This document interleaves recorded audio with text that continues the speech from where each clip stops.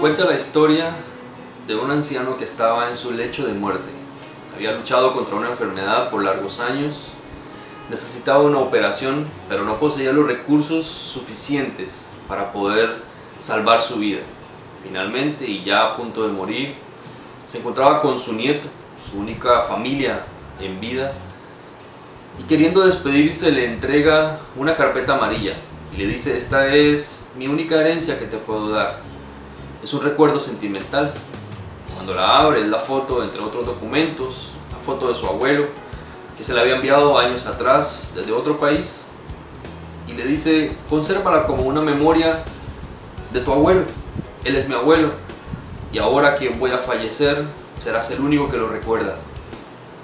El nieto, por supuesto, lloró, sufrió. Días después, el anciano falleció, y el nieto queda con la curiosidad de aquellos documentos. Comienza a revisarlos, se da cuenta que está escrito en un lenguaje desconocido. Busca afanosamente hasta que da con el lenguaje de aquellos documentos. Busca a quien también le ayude a interpretarlos, y una vez que se da cuenta de las cosas, queda sorprendido. El lenguaje desconocido de aquellos documentos pudo haberle salvado la vida a su abuelo. Lo que había en aquella carpeta lo hacía poseedor no solamente de una mansión, sino de una fortuna que su abuelo le había heredado, pero como no sabía leer el lenguaje, falleció siendo pobre, miserable, pudiendo haber salvado su vida, simplemente porque no conocía el lenguaje de aquellos documentos. En la historia que estamos estudiando de la vida de José, estamos frente a un escenario semejante. Faraón recibe una revelación a través de sus sueños, pero lo que él ve en sus sueños no es capaz de interpretarlo. Tiene un mensaje del futuro. Lo que Faraón está soñando es el futuro, son los próximos 14 años de vida del imperio, de su imperio, pero no es capaz de interpretarlos. Por eso entendemos por qué estaba Faraón tan apesadumbrado, por qué estaba tan inquieto. Aquella información podría salvar su imperio o podría destruirlo, pero no era capaz de entenderlo hasta ese momento. La semana pasada dejamos a José frente a Faraón en el palacio. Había salido de la cárcel de una manera increíble y ahora estaba en el escenario que Dios había preparado para él.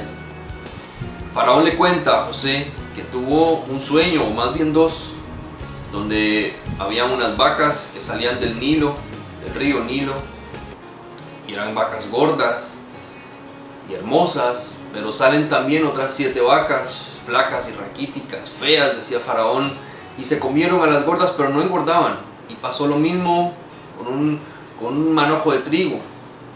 Y esto afecta a Faraón y se lo cuenta a José. Le dice: José, dicen que tú eres un hombre que interpreta sueños, tal vez puedas interpretar el mío. Y entonces José comienza a describirle a Faraón lo que esos sueños significan, empieza a traducirle. José se convierte en el traductor de Dios. José conocía el lenguaje de Dios y comienza a traducir lo que hay en el sueño de Faraón. Y en este sueño hay elementos muy interesantes que vamos a analizar en esta hora, que tienen que ver no solamente con lo que está pasando en la vida de Egipto como nación, sino que nos muestran a nosotros la capacidad de Dios para intervenir en la historia humana, y más que intervenir en la historia humana, para manejar los hilos de la historia humana. Porque si hay una realidad que nos queda clara y que es confirmada en este estudio, es que Dios es soberano. Primero, el sueño ocurre en el río Nilo. ¿Qué era el río Nilo? ¿Qué es? Además de ser el río más largo del mundo, era la fuente principal de la cual se alimentaba Egipto. Las crecidas del Nilo, que eran regulares, le sirvieron de estudio a los científicos o intelectuales del momento. Y a través de eso ellos crearon un calendario anual. A través de eso ellos estudiaban los astros. A través de eso ellos cultivaban, sembraban, practicaban técnicas de cultivo increíbles para su época. O sea que el Nilo era un elemento fundamental de la vida de Egipto. a tal punto que el Nilo era hasta considerado como un dios.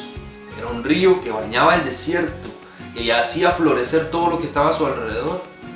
Ese Nilo del que Egipto dependía es ahora un instrumento en la mano de Dios.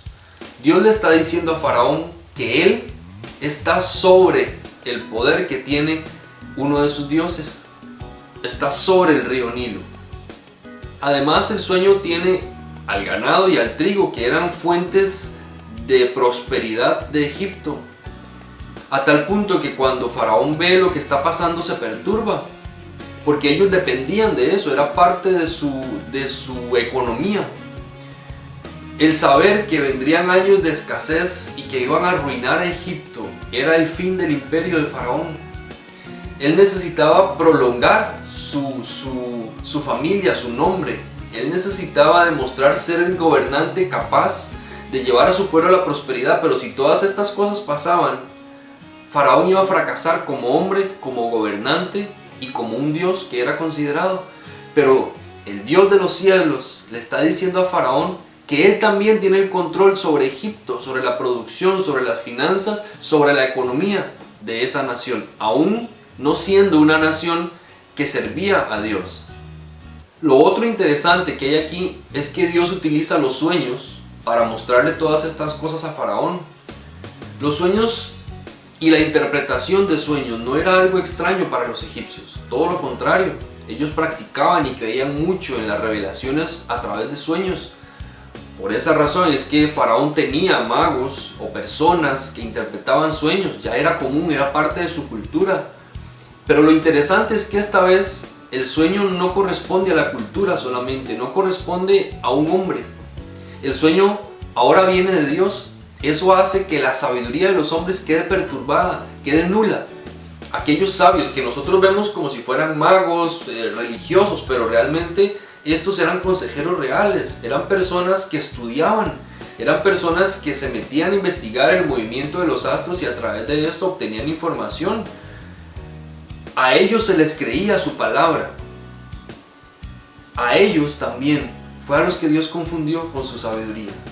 Tuvo que venir un muchacho humilde, esclavo, desechado, sin nombre, aparentemente sin todo el conocimiento egipcio, para poder declararle a Faraón lo que Dios le estaba anunciando, es que los sueños venían de Dios.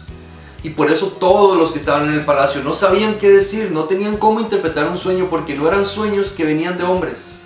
Lo que Faraón estaba soñando no era de él. Faraón fue un instrumento de Dios para hacer algo mayor y para declarar una palabra, para traer una revelación al mundo. Pero solamente el que tenía el lenguaje capaz de entender a Dios era José. El lenguaje de Faraón no era el mismo de Dios. Dios hablaba egipcio probablemente, pero Faraón no hablaba el lenguaje de Dios. José, en cambio, hablaba el lenguaje de Dios. Y cuando Faraón le cuenta sus sueños, José es capaz de interpretarlos.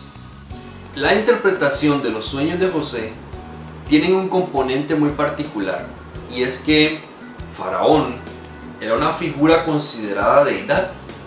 A Faraón se le veneraba como si fuera un dios, se le respetaba como si fuera un dios, y hasta probablemente él mismo creía que lo era.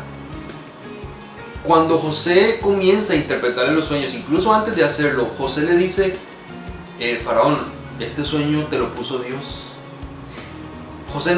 Faraón no solo desconocía la interpretación, ahora Faraón estaba entendiendo que el sueño no le pertenecía a él, que no era suyo. No se podía dar la gloria de haber soñado lo que vendría en el futuro.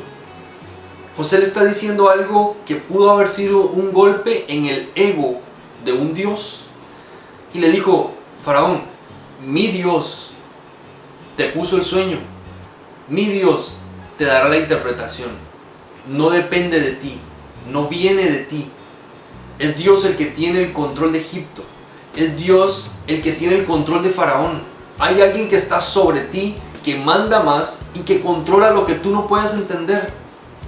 Pero ahora, como me has buscado, vas a conocer lo que va a pasar. Obviamente José entra a ser ahora una figura importantísima en esta labor de interpretación del sueño. Y se da cuenta cómo Dios ha movido todas las cosas, ha confundido la inteligencia humana para que un hombre humilde y esclavo que tenía una promesa llegara a ese lugar y se convirtiera en una pieza fundamental para lo que vendría. Ahora, si José hubiera estado enfermo, mal de su corazón, como lo hemos hablado en algunos de los otros estudios, él llega ahí y él dice, no les voy a decir nada, que se mueran. Pero su corazón estaba sano y entendía que él mismo era parte de un propósito. Y entonces le dice a Faraón, Faraón, el sueño que has soñado te lo puso mi Dios y él te va a decir lo que va a pasar. Y comienza a describirle lo que Dios va a hacer en el futuro y le dice, vendrán 7 años y vendrán 7 años después, los primeros de abundancia y los siguientes de escasez.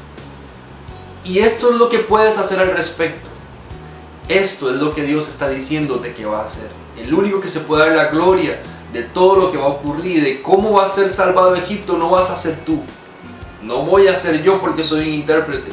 Va a ser Dios, que fue el que te puso el sueño y el que te está diciendo lo que está por hacer.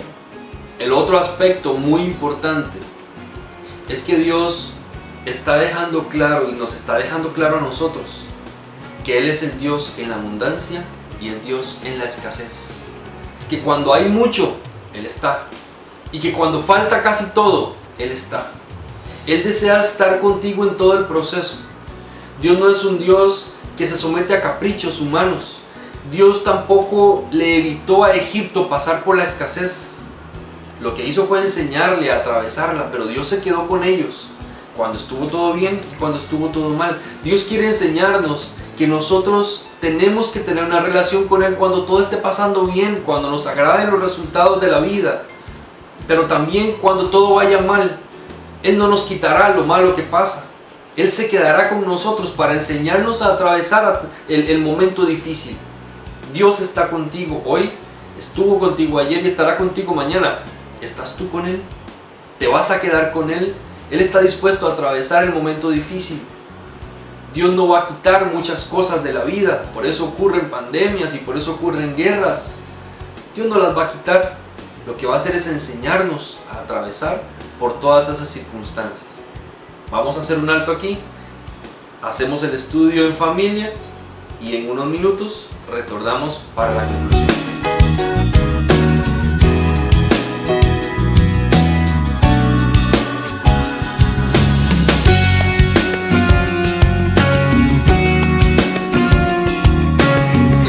Que si hiciste el estudio a conciencia, has aprendido una gran cantidad de cosas importantes para tu vida, entendiendo que Dios es soberano y que Él tiene el control de todas las cosas y que Dios está hablándonos. Él te está hablando ahora y seguirá hablándote, y lo hace a través de maneras increíbles, y lo hace incluso a través de las personas que menos te imaginas, no siempre dentro de la iglesia, a veces afuera, a veces las circunstancias.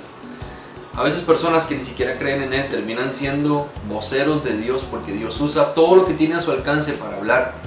En este caso usó a Faraón, y mira lo que dice Faraón en el versículo 37 del capítulo 41.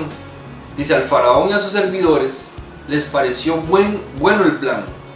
Entonces el Faraón les preguntó a sus servidores, ¿podremos encontrar una persona así, en quien repose el Espíritu de Dios?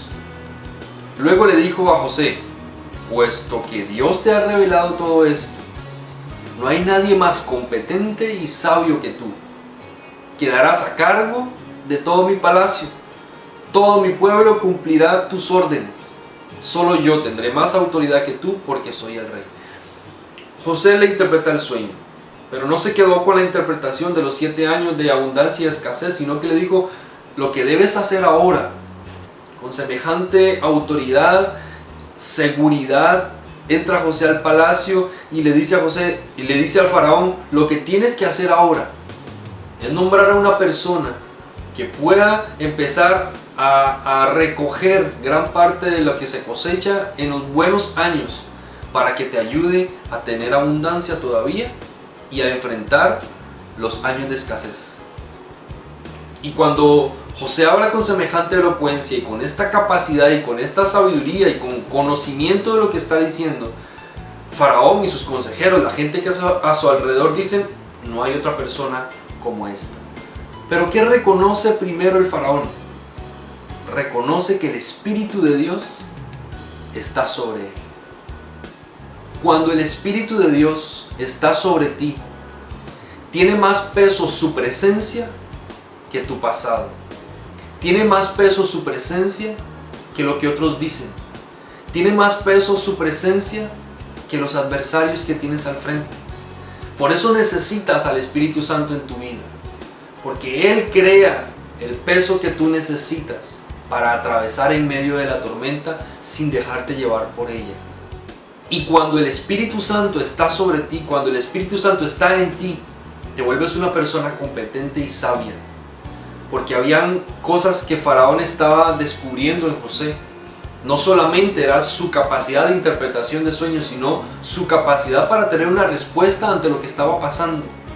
El mundo necesita gente en este momento que sea capaz de ver las circunstancias y ofrecer respuestas a lo que está pasando, ofrecer alternativas.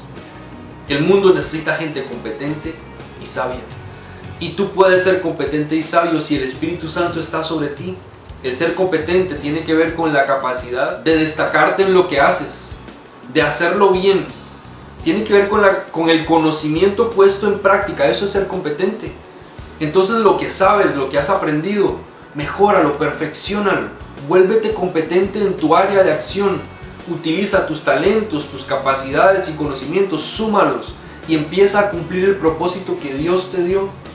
La sabiduría está relacionada a la toma de decisiones, a la capacidad de mirar las circunstancias y mantener la objetividad, la paciencia, la calma, tomar decisiones inteligentes. Es sabiduría cuando puedes escoger lo que es correcto a pesar de que todos a tu alrededor no lo compartan. Cuando te tienes que mantener en la posición de lo correcto aunque otros no lo entiendan. Eso es sabiduría. Y no es sabiduría humana, es la sabiduría de Dios sobre ti. No puedes tener sabiduría de Dios sobre ti si solo hablas el lenguaje humano. Tienes que aprender a hablar el lenguaje de Dios. Te tienes que convertir en un intérprete de la lengua de Dios. Dios todavía está hablando, pero nosotros no estamos sabiendo escuchar. Dios nos sigue declarando lo que Él va a hacer, pero hay pocas personas dispuestas a hablar el lenguaje de Dios. Nos gusta que Él hable nuestro lenguaje. Dios habla tu lengua, habla la mía y habla la de cualquier persona en este mundo, pero nosotros hablamos la suya. Hemos aprendido a descubrir la voz de Dios, a conocerla, a obedecerla, a seguirla, aunque los demás estén en desacuerdo, porque Dios sigue hablándonos. Él sigue insistiendo, pero nosotros no siempre estamos entendiendo. La pregunta es, ¿cómo escuchamos la voz de Dios? Y no hay una respuesta única para esto, porque la forma de hablar el lenguaje de Dios es empezar a caminar con Él. Tienes que caminar con Dios. Tienes que vivir una relación con Él. Tienes que buscar a Dios en oración, en ayuno. Tienes que entrar en la intimidad y adorarle, porque ahí es cuando vas a conocer el corazón del Padre. Tienes que leer su palabra, porque ahí es donde está reflejado su carácter. Tienes que conocer a Jesucristo, porque sin Jesús no puedes entender al Padre. Y Jesús mismo dijo que Él se iba para que viniera el Espíritu Santo, para que entonces el Espíritu de Dios estuviera dentro de nosotros. Por eso necesitamos al Espíritu Santo, porque es el único maestro autorizado e idóneo para enseñarnos el lenguaje del Padre. ¿Quieres conocer cómo habla el Padre? Busca al maestro autorizado. El maestro autorizado, el único maestro autorizado para interpretar el corazón del Padre es el Espíritu Santo. Lo necesitas en tu vida cristiana, lo necesitas en todas tus decisiones, lo necesitas en tu trabajo, lo necesitas en tu familia, en tu casa, lo necesitas en tus finanzas, lo necesitas en todo lo que tú haces. El Espíritu Santo es el intérprete, es el maestro, el que te enseña la lengua de Dios es Él. ¿Deseas poder leer lo que está pasando en los acontecimientos de la historia? Empieza a tener una relación con el Espíritu Santo y conoce el lenguaje del Padre a través de Él.